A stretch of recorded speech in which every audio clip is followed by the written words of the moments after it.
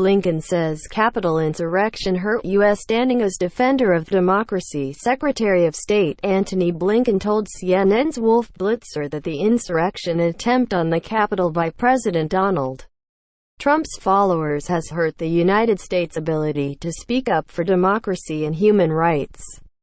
Though he remains optimistic about American institutions, there's no doubt that our ability to speak with that strong voice for democracy and human rights took a hit with what happened on January 6, Blinken said on The Situation Room.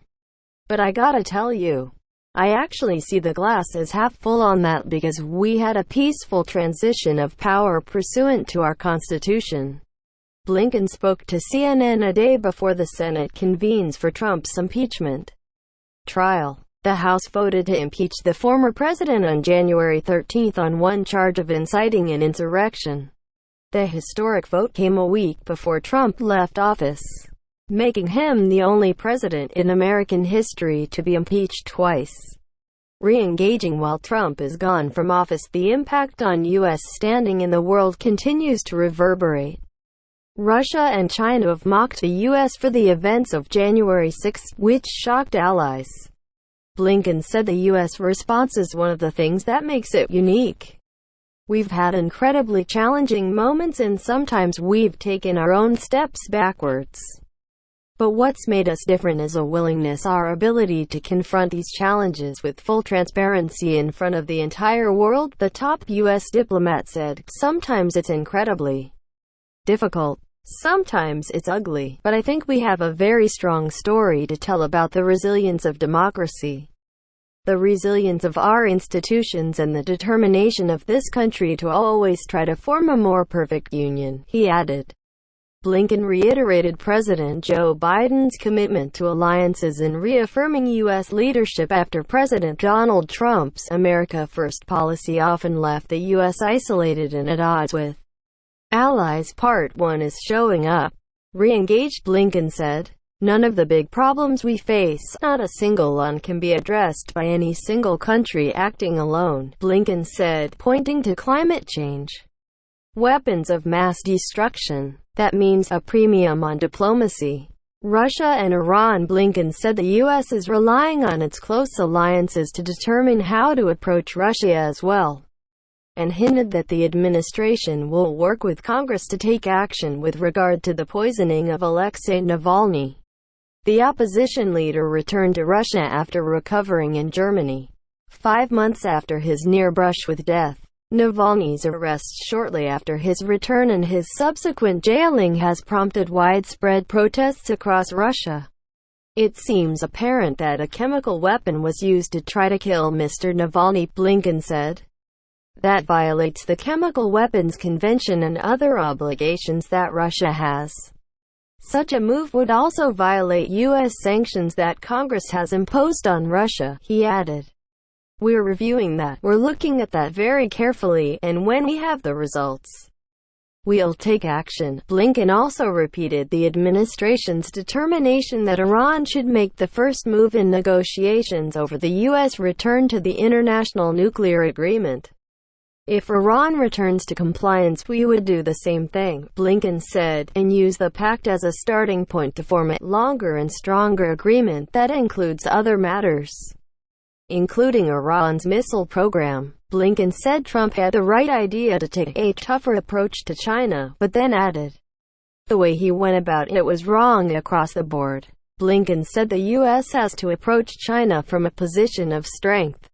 That means having strong alliances, not denigrating our alliances, he said. Someone tried to poison a Florida city by hacking into the water treatment system. Sheriff says a hacker gained access into the water treatment system of Altamar, Florida, on Friday and tried to increase the levels of sodium hydroxide, commonly referred to as lye, in the city's water, officials said, putting thousands at risk of being poisoned. The incident took place Friday when an operator noticed the intrusion and watched the hacker access the system remotely. The hacker adjusted the level of sodium hydroxide to more than 100 times its normal levels, according to Pinellas County Sheriff Bob Galtieri. The operator immediately reduced the level back At no time was there a significant adverse effect to the city's water supply, and the public was never in danger, Galtieri said. It is unknown if the breach happened from someone locally, nationally, or even outside of the United States. This is somebody who is trying, as it appears on the surface, to do something bad. It's a bad act. It's a bad actor, Galtieri said. This isn't just, oh, we're putting a little bit of chlorine or a little bit of fluoride or a little bit of something. We're basically talking about lye that you are taking from 100 parts per million to 11,100. Early intervention prevented the attack from having more serious consequences, said Robert M. Lee, the CEO of Dragos Inc., an industrial cybersecurity company.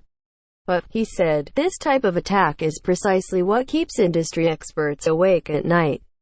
It was not particularly sophisticated, but it's exactly what folks worry about and is one of a very few examples of someone making an attempt to hurt people. It's a big deal for that reason, Lee said.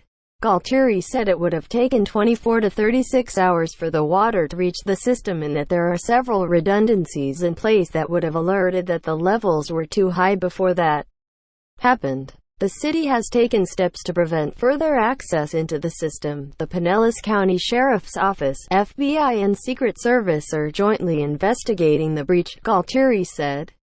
The FBI's field office in Tampa is working with Aldsmar and the Sheriff's Office, offering resources and assistance in the investigation.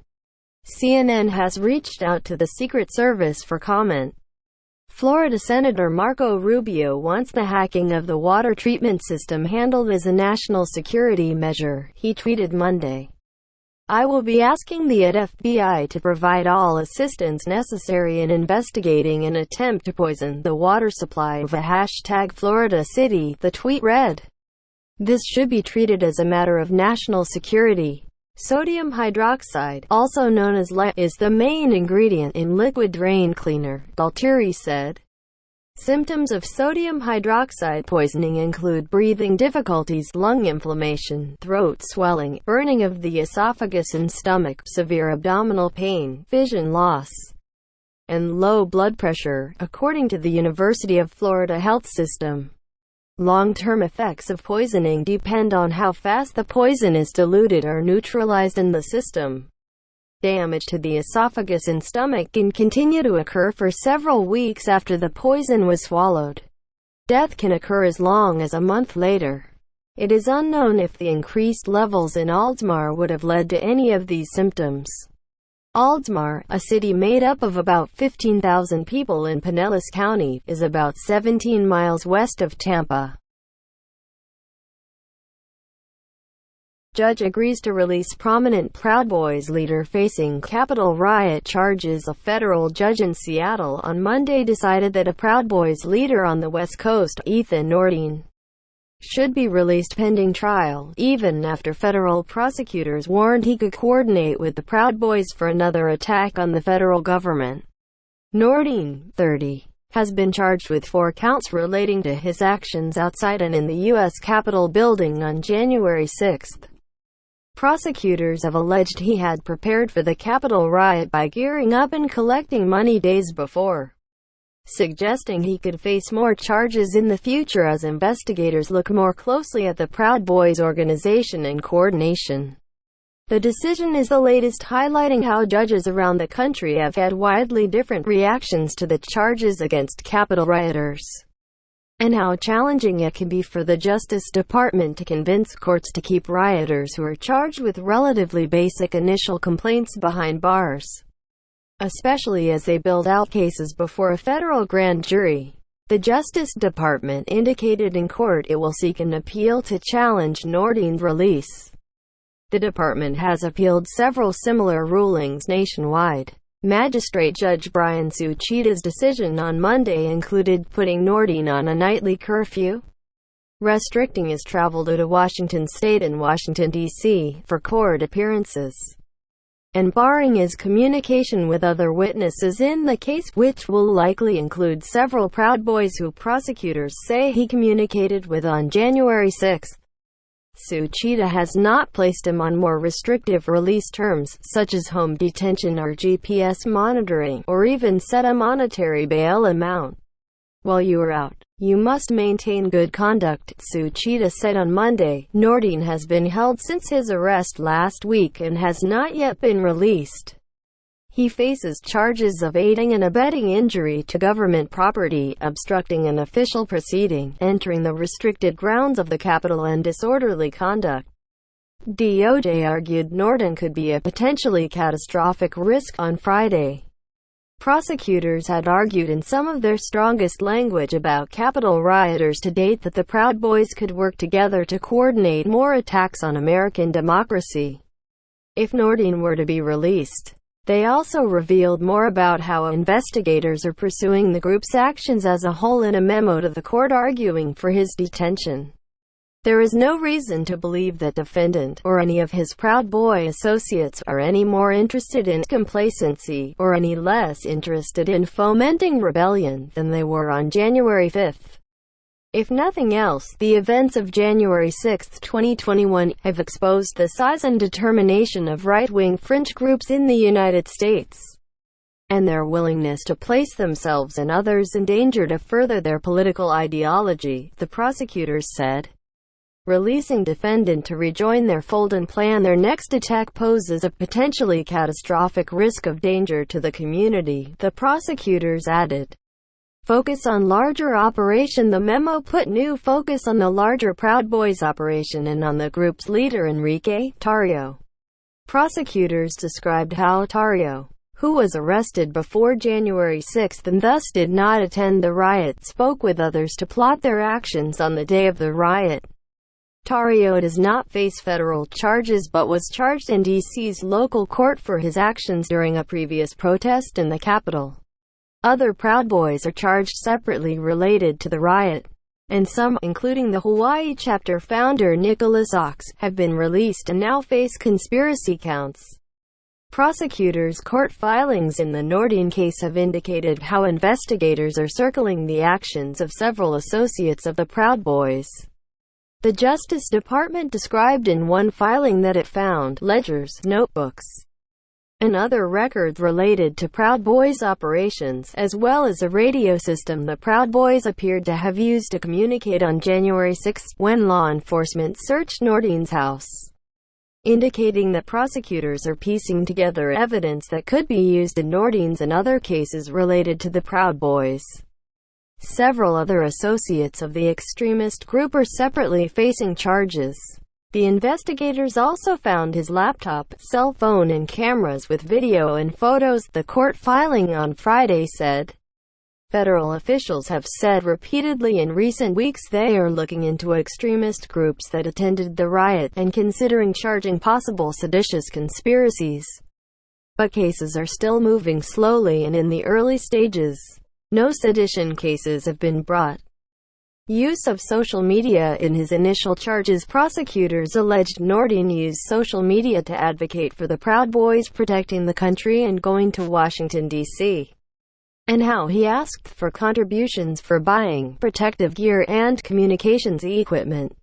Nordin had effectively used social media in the past to raise his status among the Proud Boys after a video of him punching a protester at a rally in Portland last year went viral.